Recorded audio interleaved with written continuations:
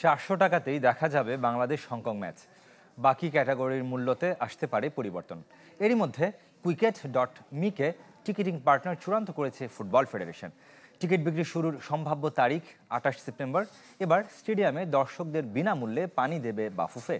বিস্তারিত জানাচ্ছেন ফয়জুল ইসলাম। Colour expert, George sap এবং মাইল্ড অন হ্যান্ডস টেকনোলজি সমৃদ্ধ অরিক্স ক্রিস্টাল ওয়াশ আপনার লন্ড্রি এক্সপার্ট। ফুটবল উন্মাদনায় মেতে ওঠার অপেক্ষায় ঢাকা, প্রস্তুত হচ্ছে জাতীয় স্টেডিয়াম। সিঙ্গাপুর ম্যাচের জন্য টিকিফাইয়ের সাথে চুক্তি হয়েছিল ফেডারেশনের, তবে সাইবার আক্রমণে দিশেহারা হয়ে কুইকেটের সহায়তায় বিক্রি হয় বাকি টিকিট। সম্প্রতি আবাহনীর এএফসি ম্যাচের টিকিটে বিক্রি করেছে প্রতিষ্ঠানটি।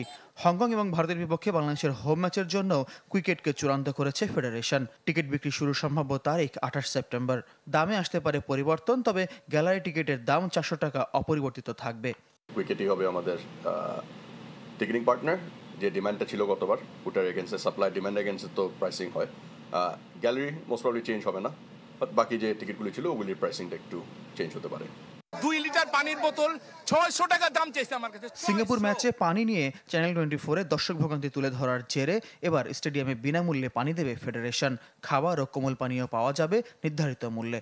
পানির সংকটটা এড়ানোর জন্য আমরা এবার পানি ফ্রি করে দিচ্ছি প্রত্যেকটা দর্শকের জন্য। এবং গতবার খানা নিয়ে একটু সমস্যা ছিল, খানা পায় নাই অনেক গ্যালারিতে, যে ভেন্ডারটাকে আমরা নিয়োগ করেছিলাম। সো ওগুলিও আমরা ওভারকাম করবো। আমরা ভালো একটা কোম্পানির সাথে চুক্তি করছি। মাঠের কন্ডিশন নিয়ে সন্তুষ্ট কম্পিটিশনস কমিটি হবে আরও পরিচর্যা। নিরাপত্তা নিয়ে শিগগির বৈঠক হবে ডিএমপি কমিশনার সহ সামরিক বাহিনী কর্তাদের সাথে। আর জাতীয় স্টেডিয়ামের অভ্যন্তরীণ কিছু কাজ বাকি আছে, এজন্য ক্রীড়া পরিষদের সাথে যোগাযোগ রাখছে ফেডারেশন। কাজ শুরু হয়ে গেছে মাঠে মেইনটেনেন্স ওয়ার্ক।